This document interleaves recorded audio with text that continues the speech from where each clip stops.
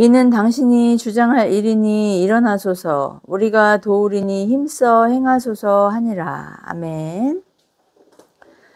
오늘 에스라 10장 1절에서 4절까지의 말씀, 회개는 죄와 이혼하는 것입니다 라는 말씀의 제목을 가지고 함께 은혜를 나누고자 합니다.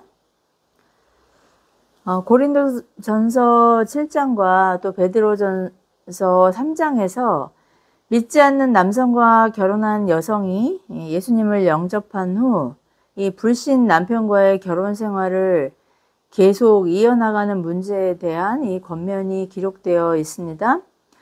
사도는 그들이 아내의 신앙을 인정하지 않고 도리어 신앙을 떠날 것을 물리적으로 또 정서적으로 강요할 때는 이혼하는 것을 인정하죠. 그러나 아내와 헤어지고 싶어 하지 않는 남편과는 함께 살면서 아내의 경건한 이 신앙생활을 통해 남편에게 복음을 전하라고 말씀하고 있습니다. 저희도 얼마 전에 큰아들이 결혼하고 미혼인 자녀가 아직 둘이 있기 때문에 그리스도인 청년들의 교제와 결혼에 여전히 관심이 있습니다. 청년들이 신앙 안에서 가정을 세우고 또 자녀를 낳아서 하나님 나라의 다음 세대를 진리의 말씀으로 양육하는 것은 이 개인적인 이 선택이나 어떤 기호의 문제가 아니라 하나님 나라의 확장이라는 이 사명이라고 저희 아이들이 어렸을 때부터 누누이 강조해왔지만 아이들이 성인이 된 후로는 세상에서 그 이성들과의 만남에서 신앙의 순결을 지킨다는 것이 참 쉽지 않다는 것을 그렇게 발견하게 되었어요. 대화도 잘 통하고 또 여러모로 취향을 저격하는 그 사람일지라도 불신자인 경우가 대부분이기 때문입니다. 현재는 교회를 떠난 둘째 아들 같은 경우도 자기는 세상의 향락을 그냥 죽어라 추구하면서도 결혼은 교회 자매랑 하는 것이 좋을 것 같다는 그런 빵당한 소리를 하는 걸 보면서 그래도 신자와 불신자의 다름을 아들도 인정은 하고 있구나 하는 그런 생각을 하게 되었어요. 큰아들은 같은 교회 공동체에서 만나서 5년 연애하고 또 가정을 이뤄 공동체의 축복 속에서 결혼을 했는데 얼마나 감사하고 기쁜지 모르겠습니다. 마음껏 축복할 수 있고 또 함께 기도할 수 있기 때문이죠. 남은 두 아이들도 그렇게 가정을 이루길 불철주야 기도하고 있습니다. 모든 그리스도인 부모가 저와 동일한 생각을 가졌을 것이라고 생각했는데 의외로 오랜 시간 신앙생활한 부모들조차 자녀의 결혼관이 굉장히 세상적이고 타협적이라는 것을 알게 되었어요.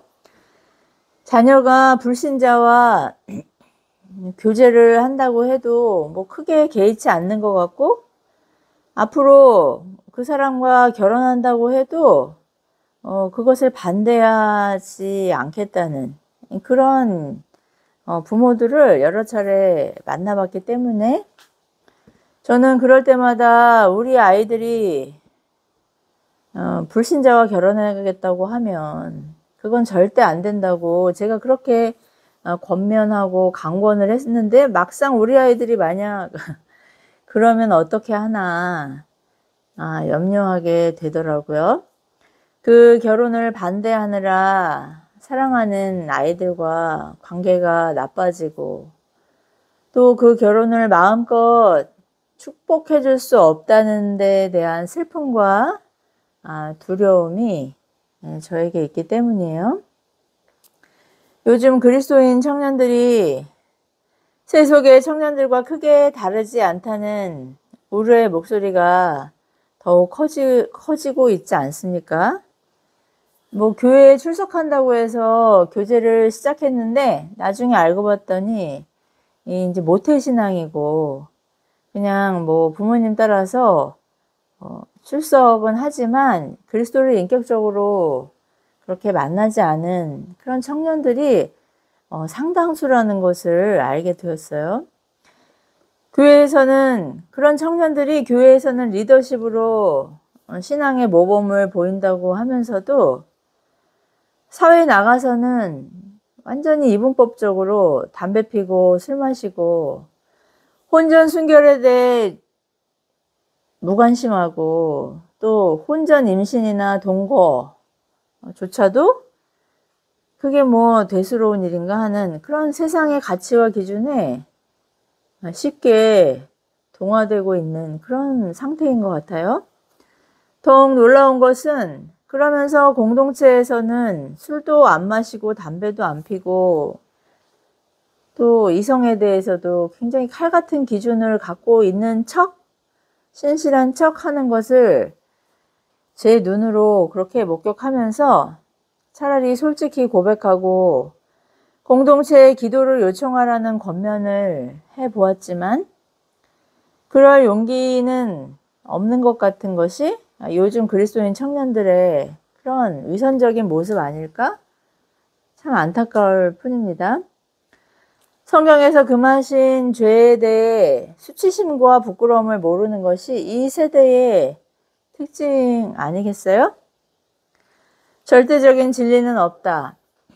모든 것은 문화와 환경에 따라 변할 수 있다는 이 상대주의적인 포스트 모더니즘 가치관을 너무나 안타깝게도 이 그리스도인 청년들도 공유하고 있는 것 같습니다.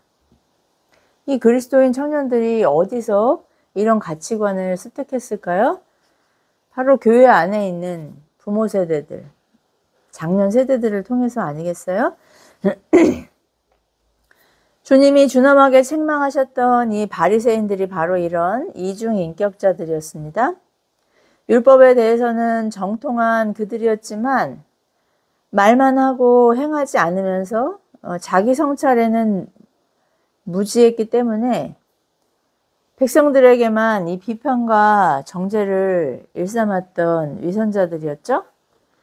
주님은 그들을 독사 새끼들이라고 책망하셨어요. 독사의 자식들이라고 그렇게 점잖게 번역했지만 사실은 독사 새끼들이라고 그렇게 준엄하게 책망하셨어요. 마귀의 자식이라는 의미예요. 마귀, 이 사탄이라는 히브리어 원어를 이제 헬라어로 디아블로스라고 그렇게 번역을 했는데 이 마귀 사탄 그 디아블로스의 원어적인 의미는 고발하는 자, 참소하는 자, 거짓말하는 자, 이간질하는 자 이런 의미거든요. 그러니까 누군가의 중간에 서가지고 진리를 말하지 않고 이제 서로 불화하고 반목하게 하려고 그렇게 거짓말하는 자를 이제 마귀와 사탄이라고 하죠. 마귀는 지금도 하나님 앞에서 그리고 우리가 죽어 주님의 심판대 앞에 서는 그 자리에서도 우리를 참소하고 고발하는 자이기 때문이에요. 그러나 그리스도를 나의 구원자와 또 주님으로 고백한 성도들에게는 주님이 항상 하나님 앞에서 우리의 그 중보자가 되셔서 대제사장의 사명을 감당해 주시기 때문에 우리를 변호하셔서 심판주 하나님 앞에서 우리의 의의가 되어 주시는 것이죠. 그런 이유로 우리는 두려워하지 않고 담대하게 하나님 아버지의 품에 안길 수 있게 된 것입니다. 요한일서에서는 우리가 우리의 죄를 자복하고 회개하면 하나님은 미쁘시다, 믿을만하다, 자비로우시다 라는 의미인 그런 주님의 미쁘심이 회개하는 우리를 용서하시고 새롭게 하신다고 그렇게 약속하셨어요. 주님은 미쁘셔서 약속을 반드시 지키십니다. 그러나 우리가 용서를 받기 위해서는 선행적으로 반드시 우리의 죄를 중심으로 고백하고 죄를 끊어내겠다는 행함의 결단이 있어야 하는 것이죠. 주님은 이미 우리를 용서하셨지만 우리는 그 용서의 그 전후에 우리의 죄를 끊어내겠다는 그런 정말 순종하겠다는 행함의 결단이 반드시 뭐 선행하든지 또 열매로 결실하든지 하게 된다는 것을 우리는 항상 기억해야 될 거예요. 눈물 흘리고 반성하면서도 행함으로 이어지지 않는 것은 회개가 아니에요. 반복적으로 얼굴이 뜨거워질 정도로 정말 내가 낯이 두꺼워서 하나님 앞에 어떻게 또 이 죄를 용서해 달라고 할 수 있겠나 하는 그런 낙심 가운데서 너무나 수치스러워하면서 그렇게 그럴지라도 하나님 앞에 나아가서 오래 참아주시고 기다려주시는 그 하나님 앞에 나아가서 우리의 죄를 용서해 주시기를, 그리고 이 죄를 끊어내겠다고 그렇게 간절히 하나님 앞에 결단의 기도를 드리면 그 죄를 끊어내는 과정이 아무리 반복적이고 지난하고 정말 더디고 불가능해 보인다고 할지라도 하나님은 그런 우리를 인내하시고 도우셔서 반드시 이 경건의 능력을 회복시켜 주신다고 약속하셨어요. 오늘 말씀을 통해 사랑하는 아내나 남편, 자녀처럼, 그리고 어쩌면 내 소유나 어쩌면 내가 가지고 있는 명예, 그런 어떤 내 생명과 바꾼다고 해도 아깝지 않을 그런 어떤 것이, 그리고 심지어 그것이 죄라면, 그런 것이 우리에게 있다면, 그래서 그 죄로 인해 하나님을 꺼리게 되고 두려워하게 되고, 반대로 위선적인 신앙생활로 그 죄를 은폐하면서 지속적으로 그 죄와 관계하고 있다면 우리에게 회개의 영을 부어주셔서 신앙의 순결을 회복하게 해주시기를 간구하는 저와 여러분 되길 축복합니다. 히브리 원문과 또 이를 헬라어로 번역한 70인 영에서 에스라서와 느헤미야는 한 권으로 묶여 있었는데, 히브리어 원문에서는 이것이 이제 에스라서와 느헤미야서가 하나로 묶여 있었는데 70인 역에서 이것이 이렇게 둘로 나뉘어지게 되겠죠. 그만큼 두 권의 성경이 많은 유사성을 띠고 있기 때문이에요. 역대하 36장에서 이 고레스 왕의 포로기한 예언이 에스라서에서 그대로 성취된 것을 우리는 기록을 통해 발견할 수 있죠. 에스라 선지자와 지도자 느헤미야는 동시대에 동역했으면서 또 페르시아의 고레스 왕 때 유다로 1차 포로 귀환 후 그 60여 년이 지나서 2차로 귀환한 백성들을 이끌었던 역사적인 인물들이었어요. 1차 때는 스룹바벨과 여호수아의 지도 아래 학계 선지자와 함께 예루살렘 성전과 성벽이 재건되었고 또 여호와 신앙의 회복을 이루는 듯 그렇게 보였었죠. 그러나 60년이 지난 후에 에스라가 이 유다 땅으로 돌아와 보니까 귀환한 유대인들의 영적인 상태가 이방인과 다르지 않다는 것을 발견하고 탄식하는 그 내용이 9장과 오늘 본문이 포함된 10장의 내용이에요. 백성들의 신앙의 열정은 식었고 말씀에 순종하는 경건의 능력에서도 형식만 남은 그런 알곡 없는 쭉쟁이 같은 상태임을 깨달은 이 선지자는 하나님 앞에 회개의 간구를 드릴 수밖에 없게 된 것이죠. 회개는 이처럼 하나님만을 의식하는 이 진정성 있는 고백이에요.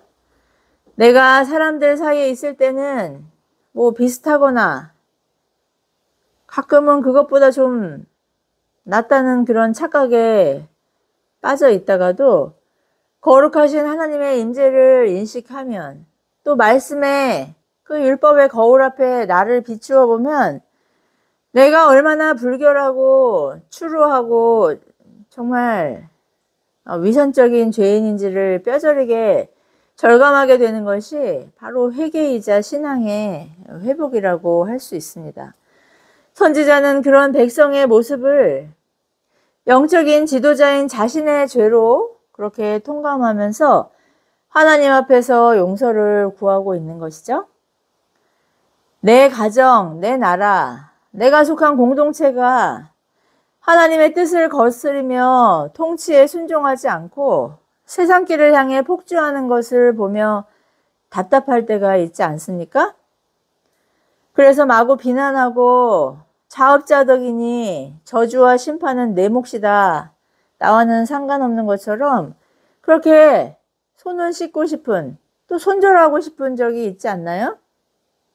우리 뭐 이민을 가고 싶다, 뭐 손절하겠다, 뭐 연을 끊겠다, 호적에서 파겠다, 이런 말 우리 종종 하잖아요. 그러나 하나님은 이렇게 하나님의 뜻을 대적하는 세상, 그리고 내가 속한 공동체에 하나님을 인식하고 하나님의 뜻을 구하며 살기를 구하는 나를 보내셔서 그들을 대신해서 내가, 또 교회가 회개하는 것을 기뻐하신다는 것을 우리는 성경을 통해 깨닫게 되죠. 아무것도 할 수 없고 변화시킬 능력이 나에게, 또 교회에게 없다는 것을 인정하고 그 능력이신 하나님의 얼굴과 하나님의 개입하심을 구하는 것이 하나님의 살아계심을 늘 의식하고 살아가는 먼저 믿은 나와 교회의 사명임을 깨닫는 저와 여러분 되길 축복합니다. 우리의 힘과 능이 아닌 오직 하나님의 능력으로만 사람도 세상도 변화시킬 수 있다는 것을 깨닫는 것이 바로 신앙이에요. 내가 할 수 있다고 생각하는 것보다 이제는 내가 할 수 있는 것이 아무것도 없다고, 그래서 나는 의지할 분이 오직 하나님 뿐이시라고 그렇게 더 의지적으로 하나님께 나아가고 하나님 붙들고 매달리고 하나님만 의지하는 것이 바로 신앙의 성숙이라는 것을 깨닫길 바랍니다. 내가 할 수 있으면 하나님이 개입하실 여지가 어디 있겠습니까? 사실 뭐 내가 하는 것도 하나님이 자원을 주시고 능력을 주시는 거지만 우리는 그렇지 않잖아요. 뭐 기도하지 않고도 일이 술술 잘 풀리면 내가 했다고 생각하지. 그리고 뭐 선심 쓰듯이 뭐 하나님이 하셨지라고 하지만 솔직히 까놓고 얘기하면은 내가 했다고 우리는 생각할 수밖에 없는 그런 교만하고 오만한 존재들이잖아요. 그러나 우리가 이것이 끝이다, 여기가 마지막이다 라고 하는 그 상황이 오면 정말 내 힘으로 어떻게 할 수 없는 뭐 불치의 병이든지, 뭐 우리 아들 둘째 같은 경우도 우리 힘으로 어떻게 할 수가 없잖아요. 엄마가 목사이고 온 가족이 그렇게 신실하게 신앙생활 하는데도 하나님 없다고 하는 저 아들을 뭐 어떻게 하겠어요. 뭐 어리라면은 뭐 훈육이라는 이름으로 뭐 징계도 하고 책망도 하겠지만 이제는 뭐 그 범위를 벗어나 있는 그 아들, 정말 아들을 볼 때마다 저 자신의 한계를 얼마나 극명하게 그렇게 보게 하시는지 모르겠어요.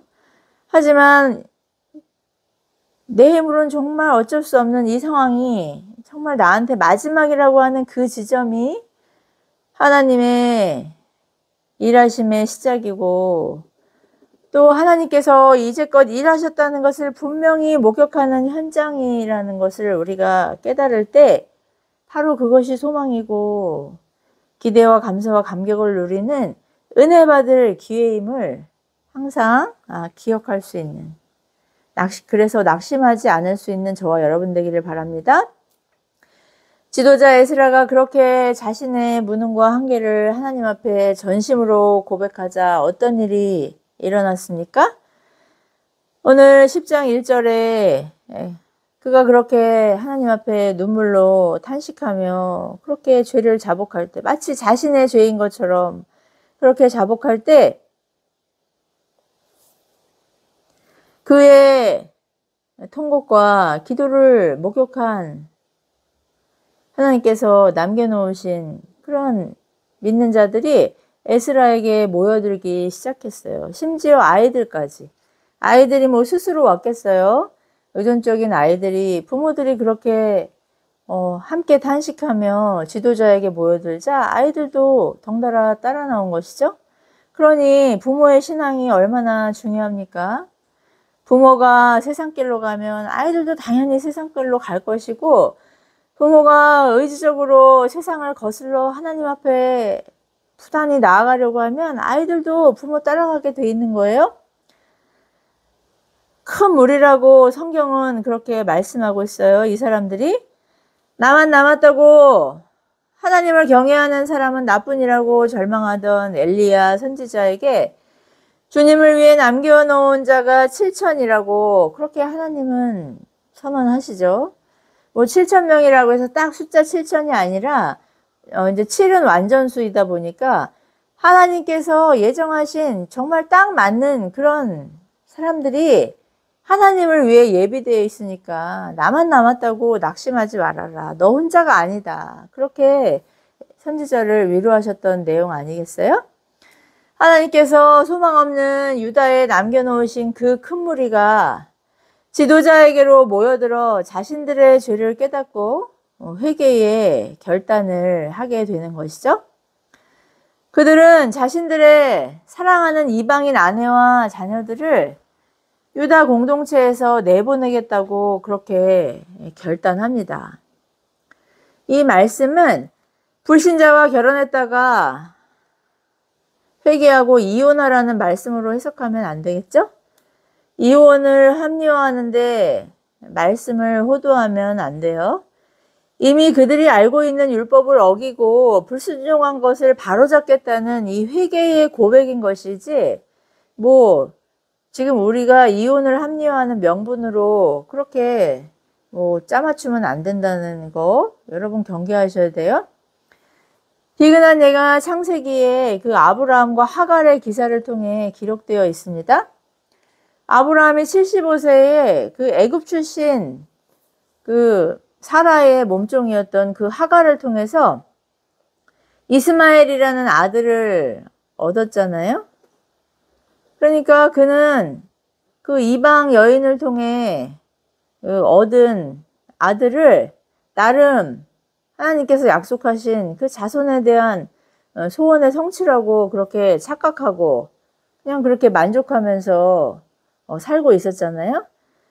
그런 아브라함에게 하나님께서 정말 십수년 만에 나타나셔가지고 온전한 믿음을 요구하실 때 그 아들을 내보내라고, 그 아들을 끊어내라고 그렇게 하시지 않았나요? 나중에 이삭을 번제로 드리는 순종을 가능하게 한 회개의 선행이었다는 것을 우리는 발견하게 되죠. 단번에 성장하고 성숙하는 신앙이란 절대로 없습니다, 여러분.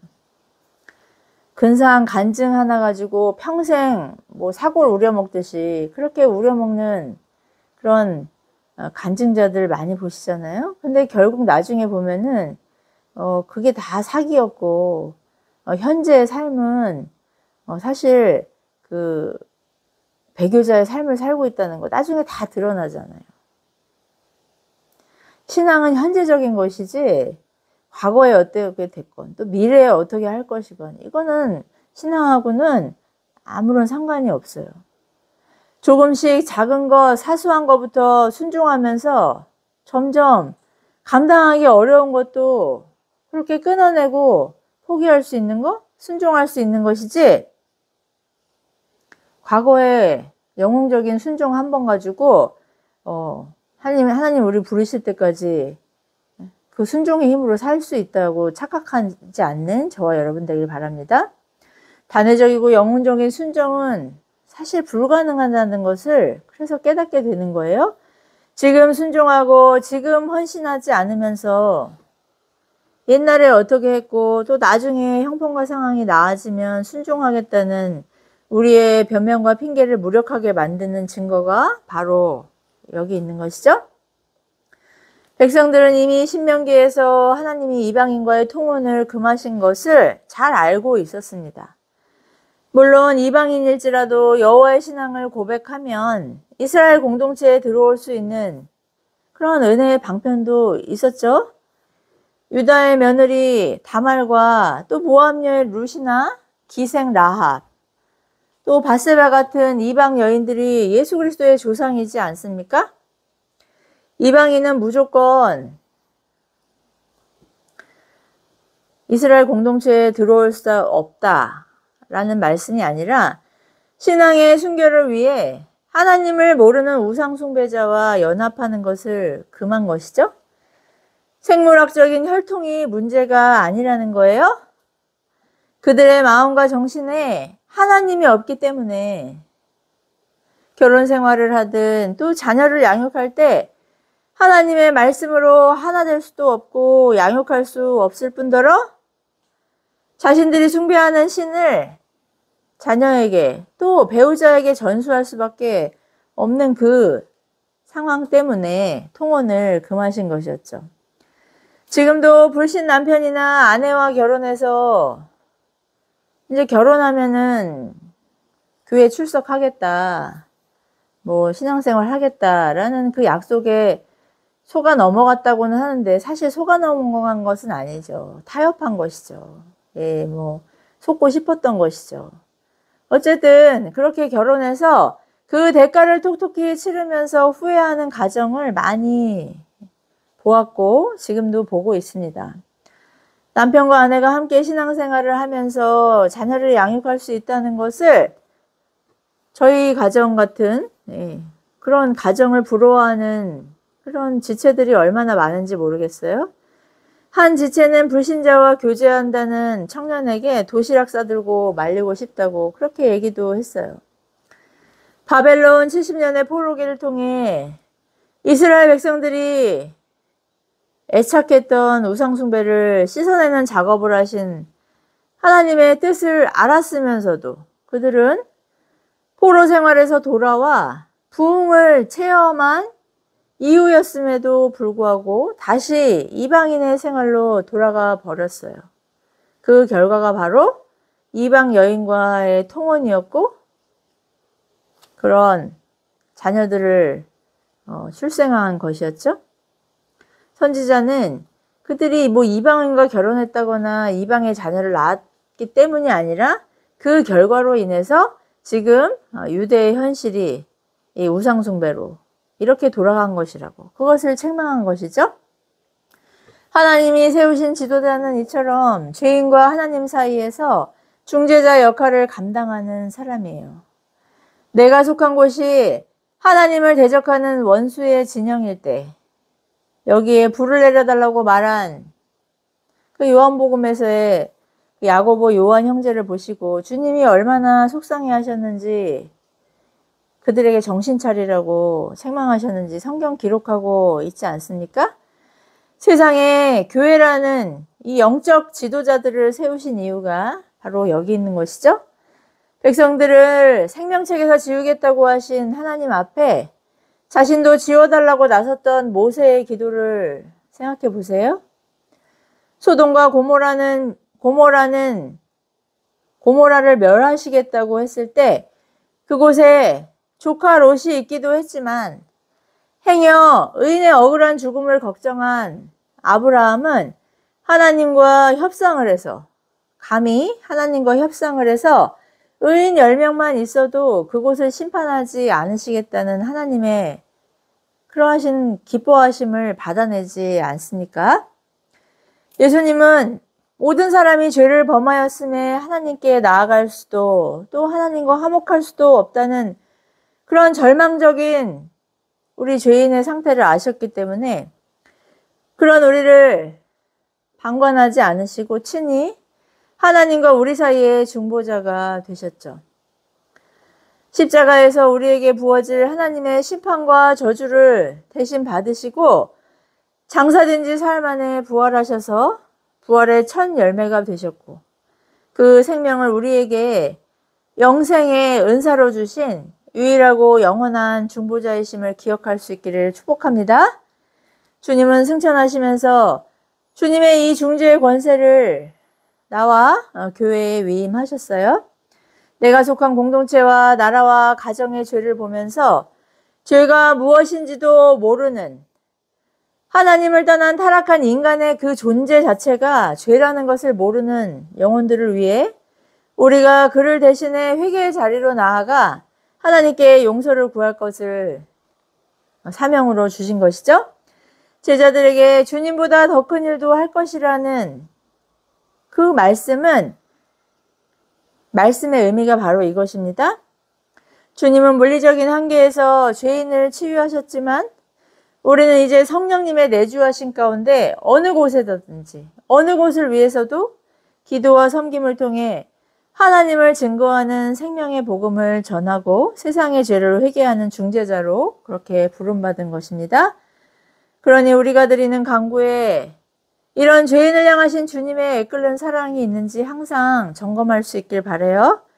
기도가 아무리 유창하고 달변이어도 그 기도에 죄인을 향한 애끓는 사랑이 없다면 그 죄로 인해 내가 그런 것도 아닌데 하나님 앞에 부끄럽고 낯이 뜨거워서 얼굴을 들 수 없다는 그런 중심의 참회가 없다면 그것은 어쩌면 하나님이 주신 마음의 소원이 아닐 거예요.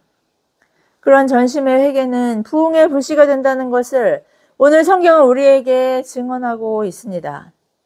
비록 우리에게 돌아오는 그 사람들이 큰 무리가 아닐지라도 우리가 자신과 공동체를 위해 전심으로 하나님 앞에 통회하며 회개할 때 하나님은 무능함과 한계를 가진 우리가 그냥 하나님 앞에 기도만 했을 뿐인데도 그런 나를 통해 공동체와 또 나에게 붙여주신 영혼의 부흥을 이루어 주신다는 것을 깨닫고 정말 힘을 얻게 되는 말씀이죠.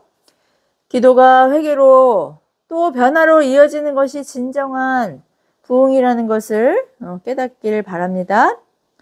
진정한 회개는 말로만 하는 것이 아니라 세상과 사람을 변화시키는 능력이 있습니다. 백성들은 사랑하는 가족과 관계를 끊겠다고 선언해요. 제사장과 레위인을 포함해 거의 100가정이 그 이방인과 결혼했던 이 100가정이 여기에 참여했어요. 너무 매정하고 잔인한 결정이라고 또 비판하는 사람들도 있을 거예요. 그러나 나에게 아무리 소중하고 이것 없으면 나는 죽는다.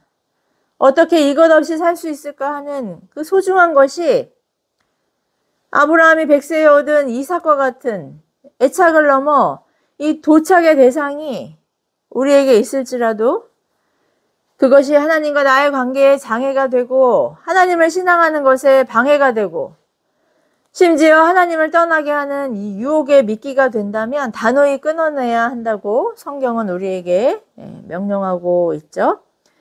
하나님보다 더 사랑하는 그것으로 인해 하나님을 향한 거룩함과 순종의 갈망과 열정이 시들해지고 이 세상과의 타협이 그리 어렵지 않고 결국 이중적인 신앙생활을 하면서도 더 이상 부끄럽다든지 수치심 내지는 양심의 가책을 느끼지 않게 된다면 그것이 양심의 화임을 맞은 이 버림받은 자의 결말이라는 것을 경계할 수 있길 바랍니다.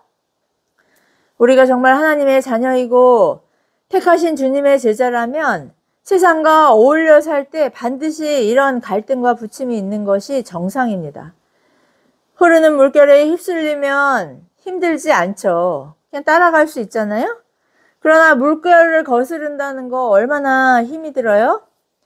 결국은 하나님 앞에 회개하고 회복의 길로 나아가게 될 수밖에 없어요. 심각성을 깨닫게 하시는 순간이 반드시 있다는 것을 경계할 수 있길 바랍니다. 하나님이 거두어 가시든지 내가 낭패를 당하든지 아무튼 더 이상 그 죄와 함께 할 수 없는 때가 도래하는데 인격적으로 말씀하실 때 그리고 기다려주실 때 돌이킬 수 있는 저와 여러분 되길 축복해요. 물리적인 징계는 언제나 고통스럽고 많은 손실을 초래한다는 것을 저도 여러분도 잘 아시잖아요. 진정한 부흥은 나로부터 시작되는 것입니다. 내가 하나님 앞에 회개와 결단으로 순종할 때 나의 가정이 또 우리의 공동체가 또 우리 나라가 변화됩니다. 나는 가만히 있으면서 너희부터 변화라고 해보세요. 고통은 계속 가중될 거예요. 믿을 수 없는 이 놀라운 선한 영향력을 전파하는 중재자로 우리를 부르신 하나님 아버지의 그 감당할 수 없는 은혜의 주심에 신실하고 지혜로운 청지기로 그렇게 하나님 앞에 영광 올려드리는 저와 여러분 되기를 예수 그리스도의 이름으로 축복합니다. 기도하시겠습니다. 자비로우신 하나님 아버지 은혜를 감사합니다. 말씀을 통해 순종이 제사보다 낫고 듣는 것이 많은 하나님 앞에 번제물보다 낫다고 우리에게 말씀하셨음에도 불구하고 순종하지 못하고 세상과 타협하며 세상의 가치관을 따라 살았던 시간들 하나님 앞에 통렬히 회개하고 또 비록 하나님 앞에 정결함을 위해 분투했을지라도 내가 속한 공동체와 내가 사랑하는 이 지체들이 하나님을 떠나 세상과 타협하는 그 삶을 냉담하게 바라보며 방관했던 우리의 죄를 이 시간 깨닫게 하시니 감사와 찬양드립니다. 하나님, 우리의 중심의 회개를 통해 또 하나님 앞에 순종하고자 하는 그 의지적이고 분투적인 결단을 통해 나 자신과 또 공동체와 이 나라가 변화되는 것을, 그 부흥의 역사를 하나님께서 지금도 일하심을 우리의 삶을 통해 증거할 수 있도록 하나님 우리를 더욱더 정결케 하시고 거룩케 하여 주시옵소서. 모든 말씀 보배롭고 존귀하신 예수 그리스도의 이름으로 기도드리옵나이다. 아멘.